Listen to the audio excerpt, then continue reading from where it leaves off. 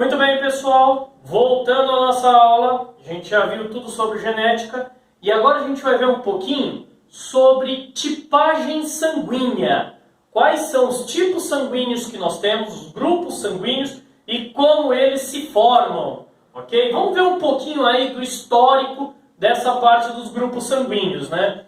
A herança dos grupos sanguíneos na espécie humana, ou sistema ABO, ou também conhecido como sistema AB0, e eu vou explicar o porquê do zero, é um caso clássico de polialelia. Isso quer dizer, para a formação da tipagem sanguínea, nós temos mais do que um par de genes envolvidos aí nessa manifestação.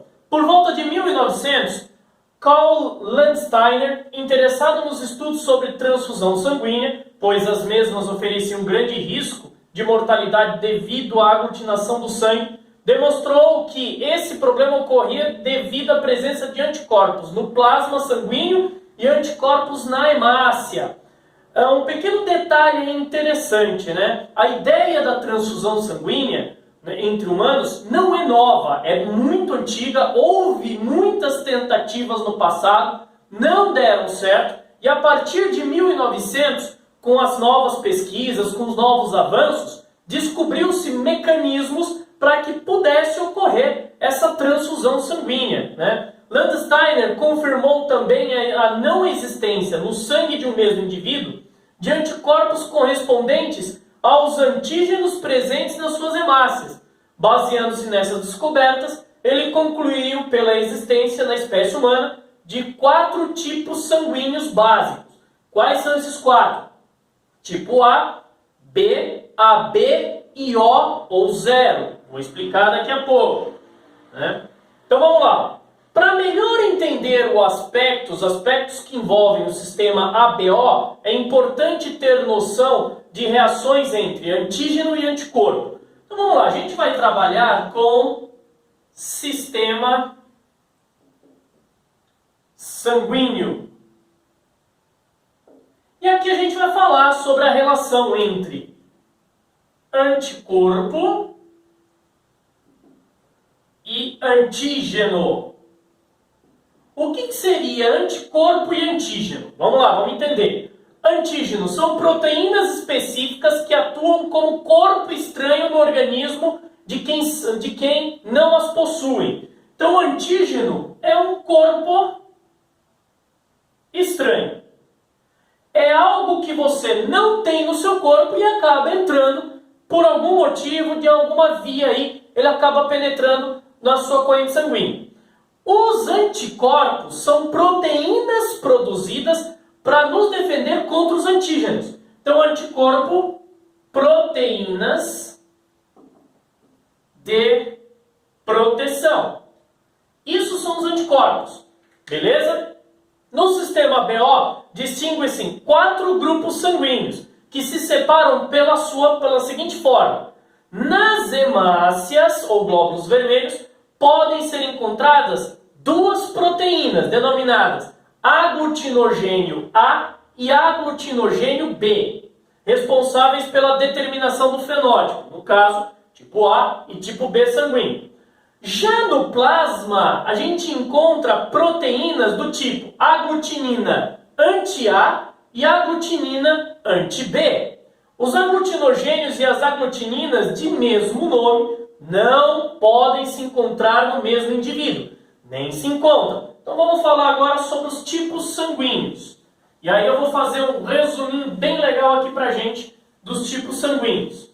Se você tem sangue tipo A, vou fazer um desenho aqui, você tem o aglutinogênio A e a aglutinina, que é uma proteína que fica no sangue, anti-B.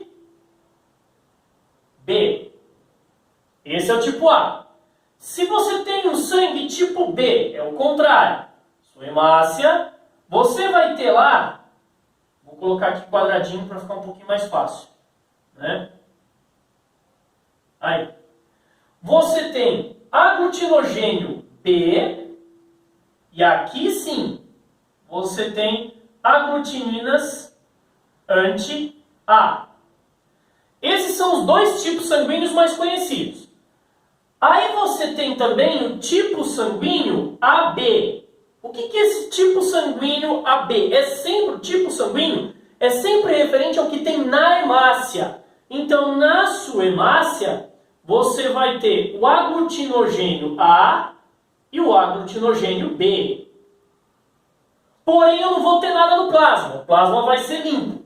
Já o tipo O, a hemácia vai ficar livre. E eu vou ter o anti-A, anti-B no plasma. Por isso que é chamado tipo 0, porque a hemácia é limpa. Tá? Só que fica meio estranho, né? Já que a gente está chamando os tipos sanguíneos de A, B e AB, e você chamar de tipo 0, fica estranho. Por isso que ficou convencional usar o termo tipo O. Tá? E aqui o quadrinho deixa bem claro. Tipo de sangue A, você olha na hemácia. Então, o aglutinogênio A. Já no plasma eu tenho anti-B. O tipo de sangue B, aglutinogênio na hemácia. B no plasma, anti-A. O AB, na hemácia, aglutinogênio A e B. Eu não tenho nada no plasma. E o tipo O, ou 0, hemácia limpa, tá? Eu tenho no plasma anti-A e anti-B. E aí, como que funciona o processo de transfusão sanguínea? Possíveis transfusões. Para uma transfusão se concretizar, há necessidade de um conhecimento prévio da tipagem sanguínea do sangue do receptor. Por isso, galera, fica um adendo aqui. Sempre tentem descobrir qual que é o tipo sanguíneo de vocês.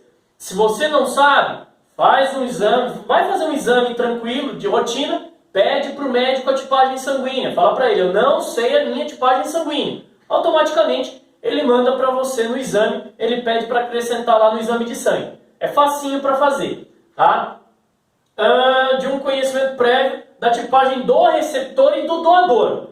Pois são inviáveis transfusões em que o sangue doado contém aglutinogênio que encontrarão no receptor as aglutininas contrastantes.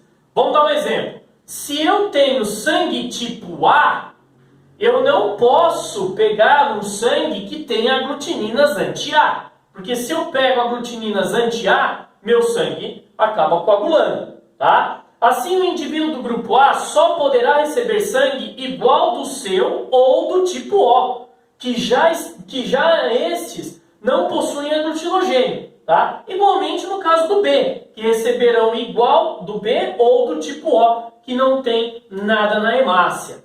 Já os indivíduos do grupo AB, em virtude de possuírem ambos os antígenos, podem receber qualquer tipo de sangue, porém só podem doar para eles mesmos. Já o tipo O, por não apresentarem qualquer um dos antígenos, só pode receber do O, mas ele pode doar para todo mundo, para todos os tipos sanguíneos. Os indivíduos do tipo O são chamados de doadores universais. Por que doadores universais? Doam para todos os tipos sanguíneos. E o AB, receptor universal. Por que das aspas? Porque não é tão fácil assim. Foi descoberto mais um item. Daqui a pouco eu falo. Vai ser depois desse slide. Vou falar desse item depois.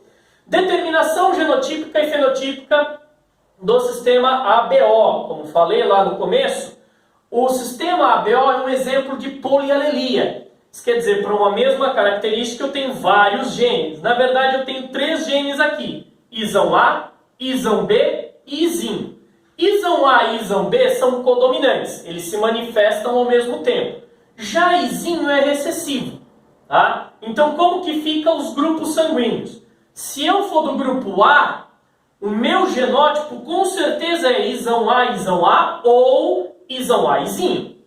Se eu for do grupo B, ISão B ou ISão B, ISinho. Se eu for do grupo AB, ISão A, ISão B.